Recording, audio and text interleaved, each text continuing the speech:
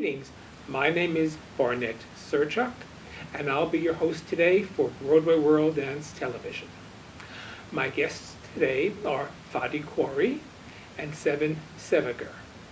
Mr. Khoury is the artistic director of FJK Dance, a new and innovative dance company fusing ballet, ballroom, modern dance, and Middle Eastern dance to create a new performing language. Ms. Sevager is a dancer, the rehearsal director, and also the assistant choreographer at FJK Dance. She's performed with Martha Graham and NY2 Dance. Currently, she is a resident choreographer for the Turkish American Repertory Theater Entertainment.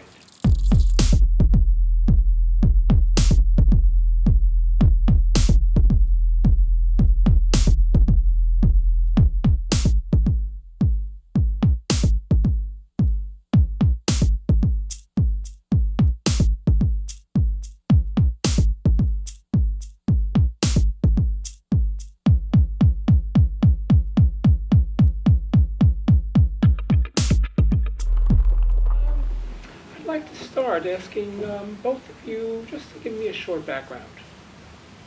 Your life, your work. Sure. I'm from Turkey, where I started my classical ballet training in Vaganova technique, and when I was a teenager I came here and explored jazz, tap, and modern in New York, and studied at the Graham, Paul Taylor, and Ailey schools, and danced in various companies as well as Martha Graham for about 6 years, and then I came together with Fadi and now dancing for him. Okay. And what about your background? I was born in Iraq, in Baghdad, and I grew up half in Baghdad and half in Lebanon, in Beirut, and I was started as a folklore dancer. Then I trained in ballroom techniques as well as jazz and ballet.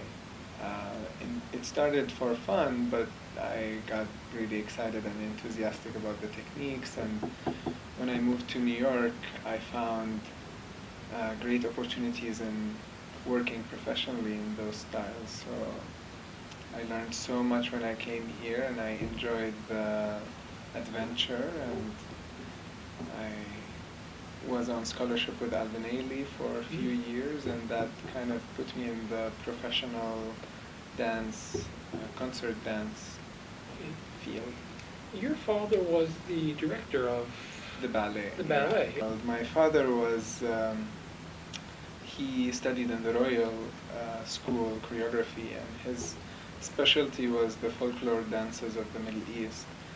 So he was the director of the ballet in Iraq, and what they focused mostly in Iraq was on the folklore dances. Mm-hmm. So I learned so much about how much you can sort of learn in ballet, but then perform what people can understand and what people can relate to. And You were with the Turkish ballet, right? Yes, I Yeah. was at the Yeah. Opera House Yes. when I was And you in did the classical work. You did, I remember La Bayadere. La Bayadere, Yeah. the Sulfit, Yeah. Giselle, Swan Lake, Nutcracker, of course. And who choreographed these ballets? They were mostly choreographed by the ballet mistresses of the Opera House. Sometimes they would invite people from Russia. That was the Vaganova technique that was being used in the Opera House. Can't really remember, unfortunately, the names. I was too young for. Okay. What brought you both to America? I know you said you came, but what exactly brought you to the United States? I wanted to personally explore more because I would see them on TV and never done it really back home, the different techniques or styles, and I was given a scholarship by the Royal Ballet in Turkey, and I had a teacher, jazz teacher, and I fell in love with the different style and wanted to explore more about it somewhere else, and I was lucky enough to be brought here. Okay. Mr. Khoury, how did you get to America? Well, I'm sure by plane, but I mean... Well, I was it was a transitional phase for actually my whole family in Lebanon. We had to move to Lebanon from Iraq because of the changes in the economy and in the political regime in the country.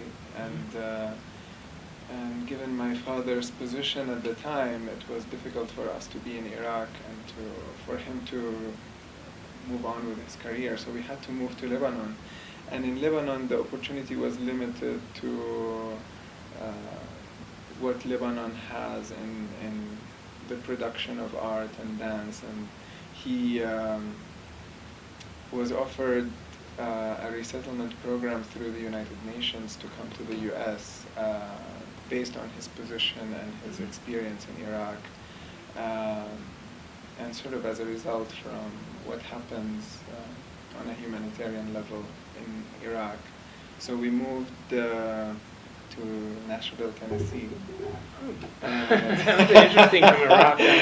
And we were sponsored for a while, for a few months there to get things started. And for me, I was graduating from the Fine Arts University in Lebanon, and I had it was my 4th year in the company in Lebanon.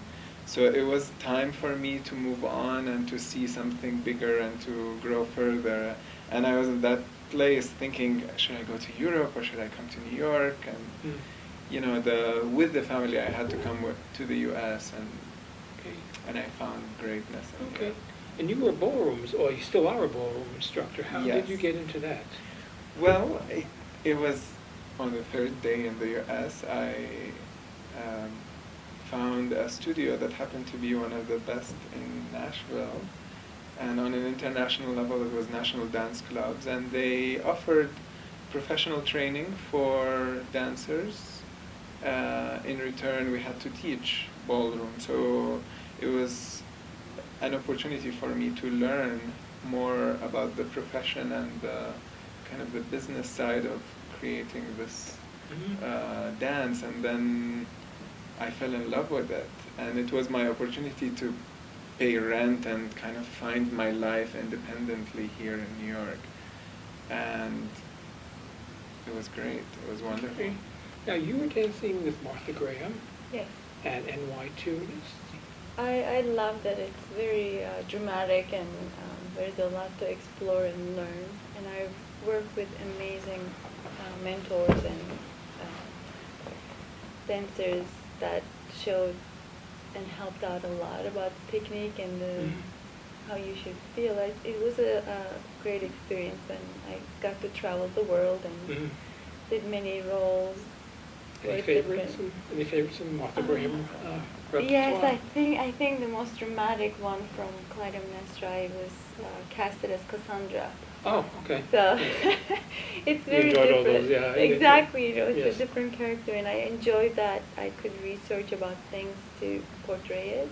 Mm-hmm. It was always a learning experience. Okay. Let's get most importantly to your company, FJK Dance. It's one of the most inspiring things in my life, and I always dreamt of choreographing or basically having a constant venue to create. And I was dancing in a company along with Sivian in New York, and we worked for 3 years together just as co-workers basically, but we knew each other as friends and we enjoyed working together. And during touring, I had sort of a double life in a way. I was successful in teaching ballroom, and I would do the ballroom competitions and get this great reward of top instructor and top teacher and top I don't know what. And at the same time, I was, this intrigued contemporary dancer that wants to work with everyone else. And it was again a transitional moment, and I felt like I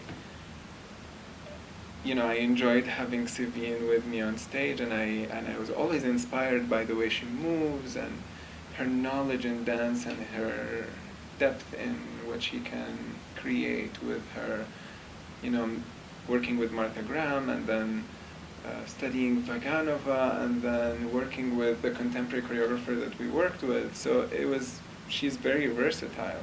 And I asked her once, do you think you would try ballroom with me? And my intention in the beginning was just to, see how it feels like. Maybe we'd do small shows here and there and just create for fun.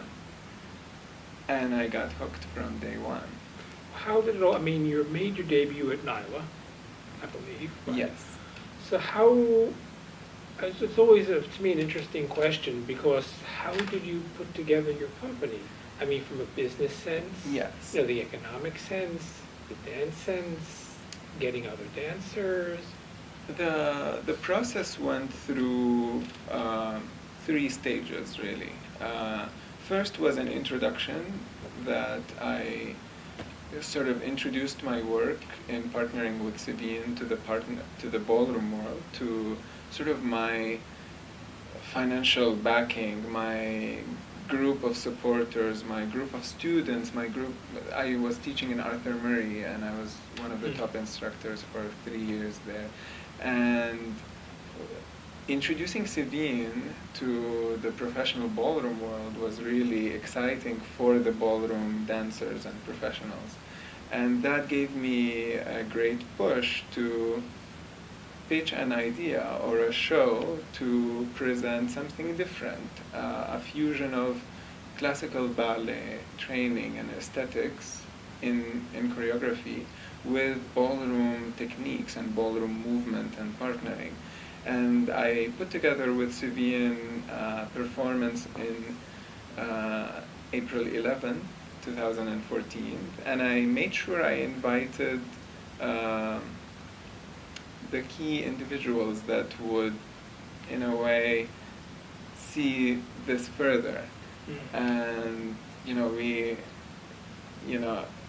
with the love of dance from Sabine and the sacrifices that we did in time while we're working and doing everything, we put together a show, just both of us really, an evening, and it was a major success. And that evening in April 11 was the time when a lot of people said this should be on stage and this should be a major company. And so I suggested that if you support us, we can put together a great show, and I know a lot of dancers, and Sabine knows a lot of dancers. And because of that, we got financial support to put together the show at NYLA, which was last year. And at the time, I was graduating from Ailey, so I knew a lot of the graduates from the Ailey school, and we had a lot of friends in the dance world, so we brought together really our friends that think ballroom is amazing and the mix of ballroom and ballet is exciting. And so we had the New York Live Arts. And what did you think of all this process? Well, You do a lot. You're a rehearsal director, you're an assistant choreographer, you're a dancer, you're like doing everything. I'm the secret woman. Yes. How do you do all this? I don't know, I think with a lot of passion, and I really believe in what I see in his vision. And I think I was one of the biggest push for him at the beginning. I just wanted to see it more and dance it more. And I love teaching. I'm also a teacher. I teach dance and gyrotonic, so I like the rehearsal director position, because I believe I can give as much as I can take from the dancers. So everything kind of just happens naturally. Nothing feels too much. Yeah. No, I liked what it said in the program notes. It said that your mission statement, I've had so much going through my brain lately, was not to see the dance, but to feel it. Could you sort of elaborate on that? It's interesting. It's interesting. What we stand for is the true connection that happens in dance, and I started my company based on a connection that I created with Sabine because of dance. We're dancers professionally, also with other companies, and we love other dancers and we love other choreographers, and we see what's going on in the dance world. And honestly, the research is going more towards the theatrical aspect of dance and the story and what can this theater piece get people to think. And for me, coming from ballroom background and coming from a folklore dance background, I was fortunate to spend the time to learn the technical movement and the physics of what we do. Mm-hmm. But at the same time, the passion and the excitement of the actual dancing, the movement, and what the emotion that we can create just by holding the partner's hand and going to the tango. This feeling is so true and human, and I feel like the ballet world is going towards the drama and the pressure of where we are in these days, and I feel like people need to know what it feels like to hold someone in your arms and to take it to an extreme that we all study and we all as dance artists go for, but really take that true thing that makes dance happen. And just what about choreography? I mean, you're a choreographer. Yes. Phil, how do you go about choreographing? And maybe then we'll do a few steps, if you like to, from some of them. Yeah, Okay. the choreography is like a natural creation for me. It happens because of a true experience. I tend to be a dreamer. I listen to music and I dream, and I've always dreamed so much. And I tend to imagine very clearly, and I enjoy the process of imagining clearly everything I want to see. And what comes in parallel to that is when I dance, I feel great. So when I'm partnering, it's like what I'm feeling is where the line is going, and I try to create that through Savine and Mm-hmm. through the work with other dancers. And what's happening is sort of a genuine push, because I'm intentionally choosing to kind of commit to what I really love and commit to what's intuitive, what's natural, what's spontaneous, and say this is it. So it's creating a beautiful and kind of a pure blend, in my opinion, of what authentic techniques have, as opposed to a great major idea. We call this the frame, the way you hold the lady, and this connection is what creates the communication. So because I have the lady in my arm, I can take her with me and then move her. That's it. So the idea is, what I did in the choreography is to see when can we move here and when can we open it and expand sort of from that movement. So we like to, we enjoy the space in the movement, and one of the things that I worked on in Tango and Framed is how much we can really open it in the space, because tango is danced usually in a space this big, in the clubs, on the street. So what we did in the theater is, instead of it being so intimate and small, we actually opened it and turned and created lines that are much bigger.